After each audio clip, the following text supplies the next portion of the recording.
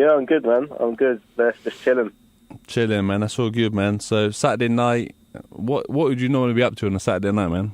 On a Saturday night, it's week to week, I mean, could be performing, could just be chilling with some friends or whatever. But yeah, man, I'm that kind of guy. I don't have plans that far in the future. I kind of see what happens. Yeah, man. That's probably the best way to live, man. Just do whatever, man. Yeah. Oh, man. Yeah, let's get into it, man. I mean, who is Mr. Ekow? Like, because like for myself, like I'm into the music scene. I'm getting to know a lot of the rap artists who are kind of doing it, you know, with the Lord kind of thing.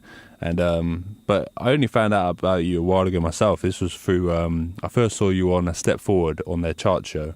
Okay. And, So yeah, that's how we connected. But like, even I didn't know so much about you. So if you're gonna intro yourself a bit more, like introduce yourself a bit more, how would you do it, man? Yeah, definitely. Well, first off, shout out to A Step Forward. They're doing good things, man. Yeah, man. Shout out them, man. Definitely.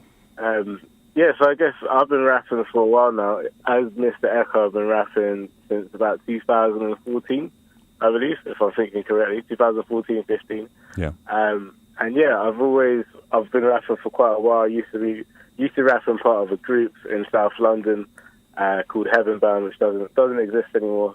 But yeah, I've just kind of grown up in church, got a passion for rapping, got a passion for God, and thought, combine the two, see what happens. Yeah, man, that's a good thing, man. So the rap group that you were part of, then, is it like, how many members were in that? It was three of us, well, like 3.5. We had a singer who was kind of on the fringes, but she was definitely involved. She'll be angry if I hear that. But no, yeah, we all kind of grew up in the same church together. I guess we started doing stuff maybe when we was like 16, 17, and then it just kind of, as time went on and people just started to do different things in life, whatever, it kind of slowly fizzled out. And it was funny at the time because I always was kind of, for me, it was just a bit of fun at the time. And then as time went on, I guess it started to become a bit more serious for me and less for other people. So it kind of like inverted. Is there anyone else from that group which still raps?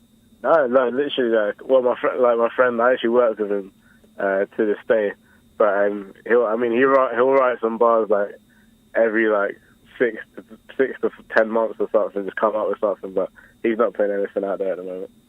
Nice one. So Mr. Ekow is born out of that, and then since then you've been just kind of getting into it yourself, then, like trying to put out music and kind of do it as everyone else would do it, I guess.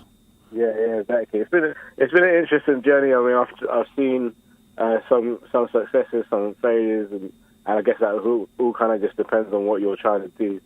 But for me, I think as time has gone on, I found a lot more sort of joy, and like I feel like in terms of my calling, if you want to like make it like a big thing or deep, whatever.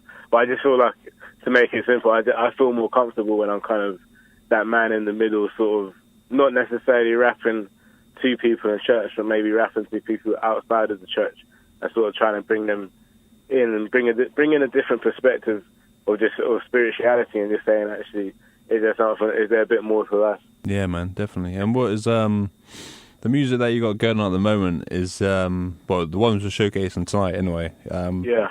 Between Haircuts, how long ago did that come out? What is that all about? That's this year. Yeah. So that came out May this year. It's a project that it's an EP, 6 tracks, I believe, 6 tracks. It kind of just came out of a place of being a bit frustrated with putting on this facade of like, everything's great, everything's good. When in reality, things aren't always good. So I kind of wanted to do a project that was really just kind of a bit more raw, a lot of honesty in it, and not just to do it just to indulge myself, but to do it to show that actually you can be going through stuff and God can still be with you, and at the end of the day, He can sort of pull you out of that as well. And what's the last one that we're going to play? So Liberate, is that a new single or something? No, so Liberate, I released that actually last summer. It just turns out to be a track that people seem to really love. So it's definitely one that I enjoy performing it, I enjoy playing it, and always trying to keep it in rotation. Yeah, definitely, man. So what are you working on right now then? Since that one came out in May, then Between the Haircuts was May. So what are you still kind of pushing out, or you got any new projects? It's funny. So like, I mean, even the name Between Haircuts. I mean, there's the meaning of like being a bit rough and ready or whatever. But I went into it actually knowing that it was kind of a project that I was dropping between the next one that I was really hoping to push. So I'm slowly working on an album, which will come out, I would say, probably no earlier than a year from now, I would say. But I'm enjoying the process of just getting different stuff together. And in terms of the vibe, it's kind of more down the Liberate sort of vibe. But yeah, so that's what I'm working on now. In the meantime, it's just a load of shows, just having fun, performing different places, different spots. And yeah, man, just see how it kind of goes. Yeah, because you're in Croydon, right? Yeah. And Croydon tends to be like quite an upbeat area for music. Like I've had quite a few guests on my show already that come from Croydon. I think actually last week, there's a guy named Prince Ike. I think I'm... Yeah. I know Prince Ike. Yeah, he's a Croydon area as well, right? Yeah. So Croydon is a funny one. I think it's such a huge borough in London that I think just, it draws a lot of people there, and there's a lot of creators there. So in terms of the scene, in a sense, it's funny because although there's so many people from it, there's not a hugely established scene there. But I remember growing up, like going to like different gospel events or whatever, and actually we'd be traveling to like East London most of the time. So not a lot actually happened in Croydon that much. But I think as time's gone on, it's always stayed kind of consistent in having those sorts of people sort of propping up in that scene and sort of trying to build it up and stuff. So I think as time goes on, I think people from Croydon, rappers from Croydon or musicians, artists from any sort of genre, they continue to just really do their thing. And it's almost like, I guess it gives you a bit of a chip on the shoulder to say, I'm going to do this and make sure, even if like there's not a lot of people on it, I'm going to be pushing it myself.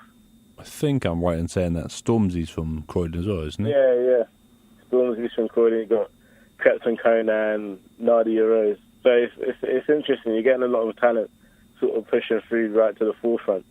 I'm interested to see how that looks in the next year or so as well.